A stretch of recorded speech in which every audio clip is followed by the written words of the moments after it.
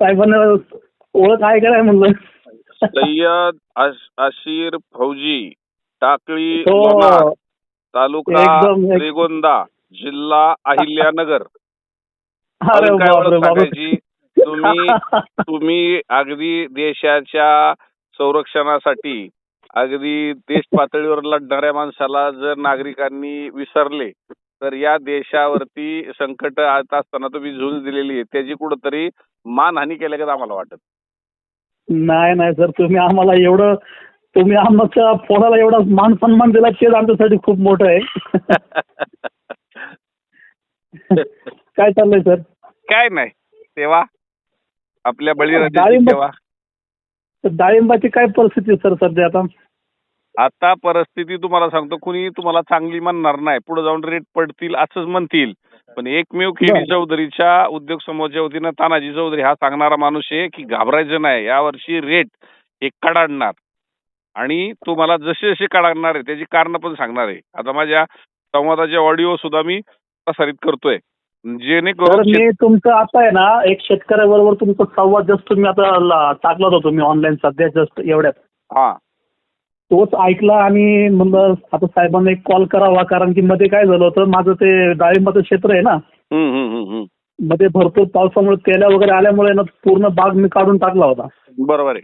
आणि मी मागच्या वर्षी म्हणजे डिसेंबरमध्ये सर मी एक क्षेत्र विकत घेतलं, तर त्याच्यामध्ये एक 5-6 एकर डाळिंब आहे त्याच्यामध्ये आलेलं मला. बर बर बर. तर मी ते सेटिंग धरलं त्याला नाही का, थोडं जरा ते पूर्ण बाग गेलेली होती ती. बर बर.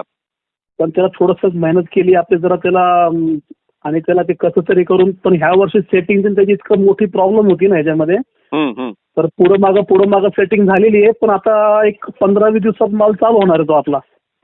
काही अडचण नाही. तुम्ही मला काढण्याच्या अगोदर फोन करा आणि जमलं तर एकदा मोकळं मार्केटला या.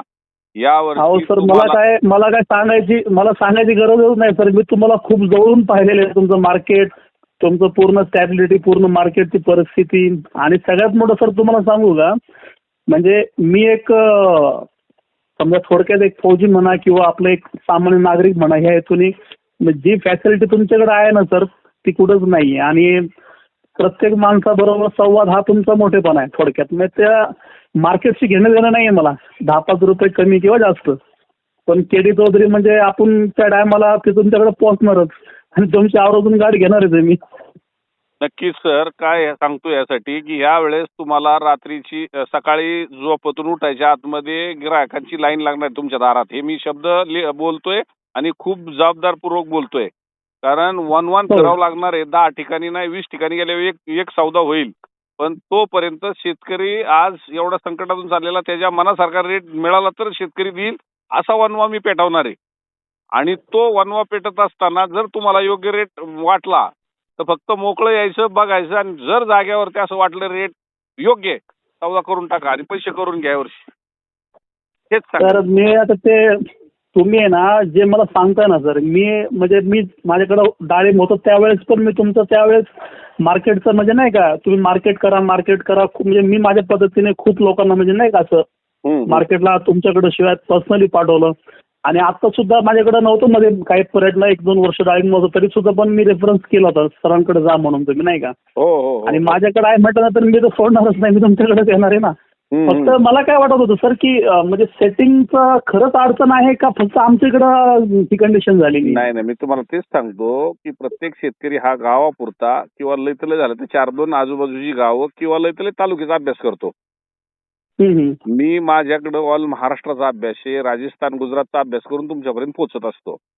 यावर्षी बहिरा पक्षी परदेशातून आला, मला वाटतं ऑक्टोबर-9 या दरम्यान पुढं ते 4 महिने तो आपल्याकडे राहतो. मला वाटतं जानेवारी-फेब्रुवारीच्या नंतर तो जातो.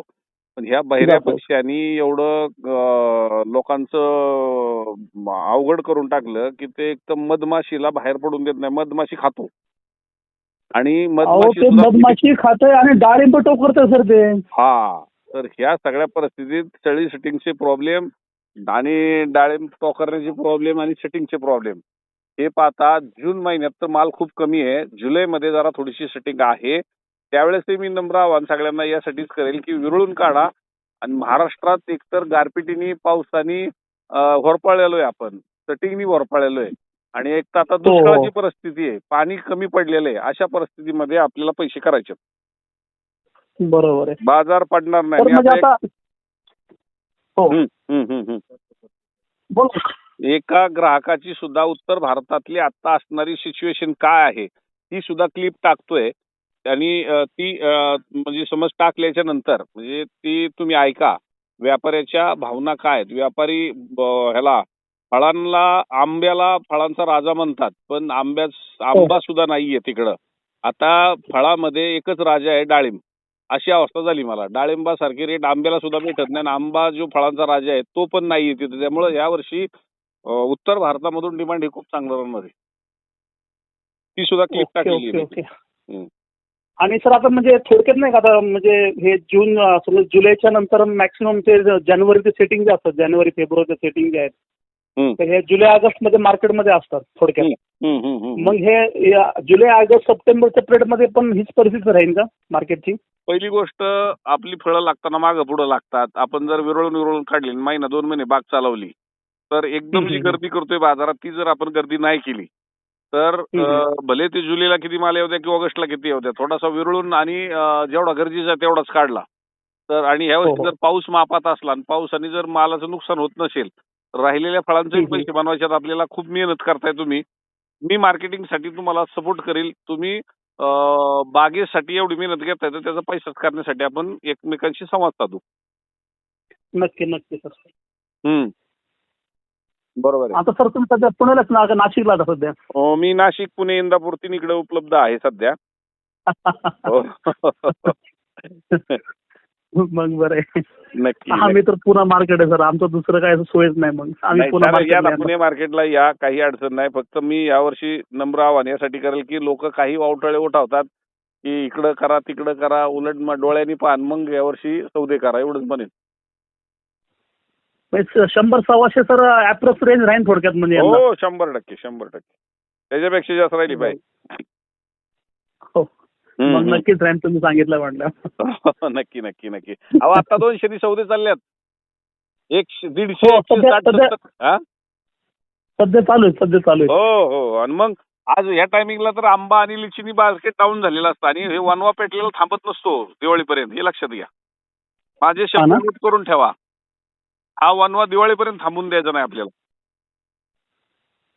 100% बरोबर. मग शेतकरी तरी कमी माला थोडं सुधरून निघेल मग यंदा. हो 100%. बरोबर. चांगलं, छान आहे सर. तुमच्याबरोबर बऱ्याच दिवसांनी संवाद झाला, माझे बोलून बरं वाटलं जरा. नक्की. मला वेळ मिळाल्यावर मी नक्की शेतकऱ्यांशी बोलायचा जास्तीत जास्त प्रयत्न करतो. पण सगळ्यांशीच बोलणं होऊ शकत नसल्यामुळं मी युट्यूब चॅनलवर जास्तीत जास्त राहण्याचा प्रयत्न करतो, कारण 10,000 लोक दररोज संवाद ऐकतात माझे. नाही आहे ना सर, तुम्ही ते सुरुवात केली, पण ते एक छानपैकी त्याने म्हणजे ना थोडक्यात व्हिडिओ क्लिपच लोक वाट पाहतात त्याला नवीन व्हिडिओ कधी पडतोय म्हणून. बरोबर आहे. अशी परिस्थिती आहे सध्या. म्हणजे आता मीच सर्च करत होतो जस्ट काय लेटेस्ट काय तर तुमचा एका शेतकऱ्यावर संवाद ऐकला. मला चला तर आता एक ट्राय मारून बघा, झालं बोलणं तर बरंच होईल मग. नाही. कधी नाही, आपला डायरेक्ट संवाद झाला. शेतकऱ्याबरोबर झालेला संवाद आहे. बऱ्यापैकी सगळ्या शेतकऱ्यांच्या भावना त्याच आहेत आणि माझं उत्तर पण तेच आहे. नक्की.